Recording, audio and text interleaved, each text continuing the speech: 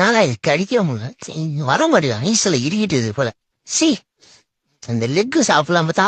ஏய் யாரா நீய ஆடிங் சாப்பிட்டு டிஸ்டர்ப் பண்ற செப்பல் ஸ்பெஞ்சர் ஒன்று ராஸ்கல். யார் இது சிரித்த மாதிரி இருக்கு? சிரித்ததானா? அரங்கொத்தடே செத்த நேரத்துல சாவு பாத்தினடா. ஓடுறா ஓடாடே போத்து ஓடுறா. ஐயோ ஆண்டவா புயலாகத்துல போயிட்டு இருக்க. உருக்கு எதுவும் மணலாடி வந்து விடாதா சாமி. ஐயோ அடங்கத்தா. ஐயோப்பா கழுத்துல அடே ஐயோப்பா.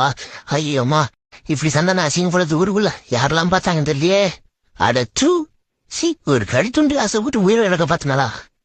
என்னது ஸ்கிரீன்ல தெரியற எல்லா ப்ராடக்ட்டையும் சேர்த்து அரைச்சி பவுடர் ஆக்கி ஃபேஸ்ல அப்ளை பண்ணா ஃபேஸ் பளபளன்னு ஆகிறது மட்டும் இல்லாம பிம்பிள்ஸ், கரும்புள்ளி, டேன் இது எல்லாமே ரிமூவ் ஆகுமா?